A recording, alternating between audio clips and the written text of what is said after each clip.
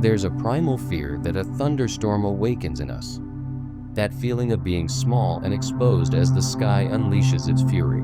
We're told it's just weather, just noise, just rain. But what if, under the cover of the chaos, something else is listening? Something is watching, waiting for the perfect moment to strike, when the roar of the thunder will drown out any scream. Tonight, we're delving into 3 true stories of people who discovered that the most terrifying part of the storm wasn't the lightning. The accounts you are about to hear are real. They are reminders that when the heavens open up, you might not be as safe inside as you think. Story 1. The Figure in the Flash. Our first story takes us to a remote farmhouse in the rural Midwest, a place where the nearest neighbor is miles away and the sound of an approaching car is an event. In the fall of 2003, a man named David was home alone, his wife and children away visiting relatives. An avid photographer, David was captivated by the immense power of the thunderstorms that would roll across the plains. He often set up his camera to capture the dramatic lightning that illuminated the night sky. On this particular evening, a storm of epic proportions was brewing, and David, undeterred by the solitude, prepared his equipment. The power went out just after 9 p.m., plunging the house into near total darkness, save for the candles he had lit. The wind howled, and the rain pounded against the old farmhouse. Undeterred, he sat by the large living room window, his camera on a tripod ready. He was trying to capture the raw beauty of the storm, but he would soon capture something else entirely. For nearly an hour, it was just David and the storm. Then, a particularly violent clap of thunder shook the house to its foundations. In the split-second flash of lightning that followed, David saw a figure standing motionless at the edge of his property. Near the tree line, it was tall and gaunt, its form just a silhouette against the illuminated sky. He blinked, thinking his eyes were playing tricks on him, a common occurrence in the disorienting flashes of a storm. He waited, his heart pounding, for the next flash. When it came, the figure was closer. It had moved a significant distance in just a few seconds, still as stone, as if it only moved in the darkness between the lightning. A cold dread washed over David. This wasn't a trick of the light. He scrambled away from the window, his hands trembling. He was in a house with no power, miles from anyone, with something inexplicable outside. He fumbled for his phone, but there was no signal, a common problem during severe weather in his area. He was completely cut off. He grabbed a heavy fireplace poker, his only makeshift weapon, and moved to the center of the house, away from the windows. Every crash of thunder made him jump. Was that the storm, or was it the sound of a door being forced? He strained his ears, trying to separate the natural chaos from an unnatural threat. He then heard a faint, rhythmic tapping. It was coming from the back of the house, a sound distinctly different from the rain. He crept towards the kitchen, the poker held tight in his white-knuckled grip. The tapping continued, steady and deliberate, on the kitchen window. With the next flash of lightning, he saw a face pressed against the glass. It was pale, with dark, hollowed-out eyes, and a mouth hung open in a silent, "oh" shape that David screamed, a sound swallowed by a simultaneous roar of thunder. He stumbled back, his mind racing. Who, or what, would be out in a storm this severe, behaving like this? This was beyond a simple trespasser. It felt like one of those truly creepy thunderstorm stories you only hear about in fiction. He fled to his bedroom upstairs, barricading the door with a dresser. For the rest of the night, he sat in the dark, listening. He could hear footsteps circling the house, the occasional scrape against the siding that the storm eventually passed, and as the sun began to rise, the sounds outside ceased. When he finally mustered the courage to look, there was no one there.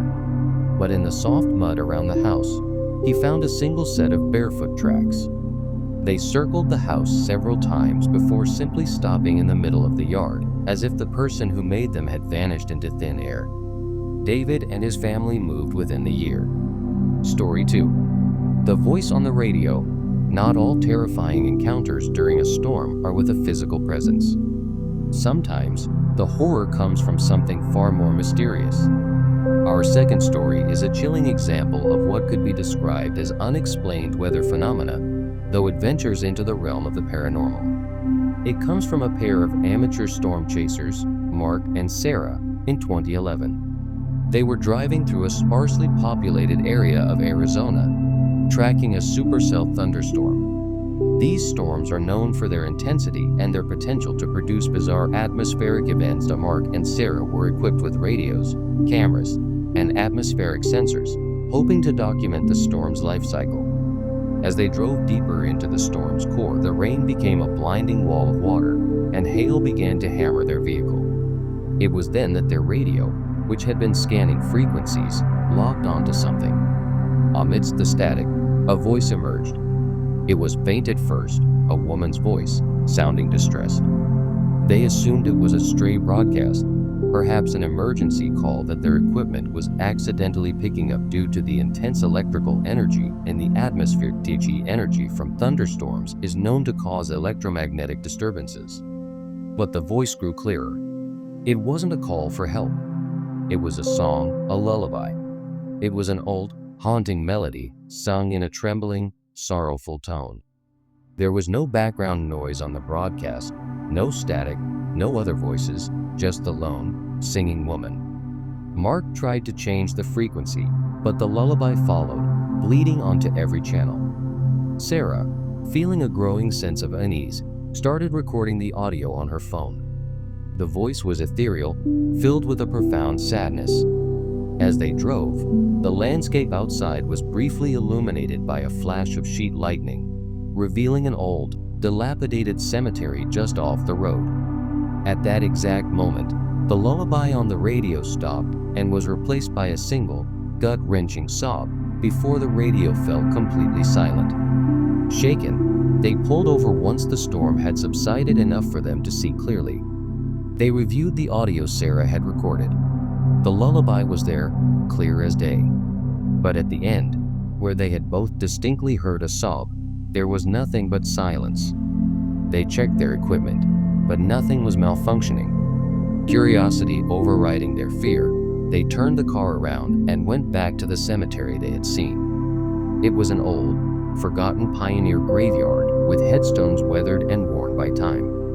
On one of the oldest, smallest graves, barely legible, was an inscription for a young child who had passed away in the 19th century.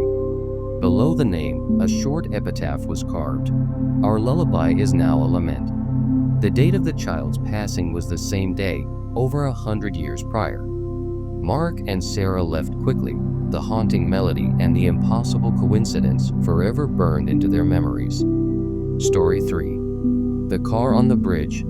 Our final story is a harrowing tale of survival and a brush with something utterly sinister, hidden by the deluge of a flash flood. It happened to a young woman named Chloe in 2018, who was driving home late one night on a winding country road. A severe thunderstorm warning was in effect, and the rain was relentless. Chloe was a cautious driver, especially in bad weather. As she approached a low water bridge that crossed a normally placid creek, she saw that it was already beginning to flood. What made her stop, however, was the car parked sideways, blocking the road just before the bridge. Its hazard lights were on. Thinking it was a driver in distress, she pulled up behind it. She waited a moment, expecting someone to get out. When no one did, she cautiously honked her horn. Nothing. A sense of unease began to creep in. The scene felt wrong when she noticed the car had no license plate. Peering through her rain-streaked windshield, she could just make out a figure in the driver's seat, slumped over the steering wheel. Her first instinct was to get out and help, but a voice in the back of her head screamed at her to stay in the car. It was a scenario she'd heard about in other creepy thunderstorm stories. A trap set to lure unsuspecting Good Samaritans out of their vehicles, said she decided to call 911. As she reached for her phone, lightning flashed, illuminating the scene in stark detail. In that brief moment, she saw another man lying face down on the road just out of her headlights' reach. Panic seized her. This was no accident. She immediately threw her car into reverse, but her tires spun in the slick mud. At that moment, the man in the driver's seat of the other car sat up. He wasn't injured. He turned and looked directly at her, his face devoid of emotion. He opened his car door. Chloe floored the gas pedal, her car lurching backward. The man from the other car started walking towards her, his movements calm and deliberate, a stark contrast to the raging storm around them. Another man, the one who had been lying on the road, was getting up too.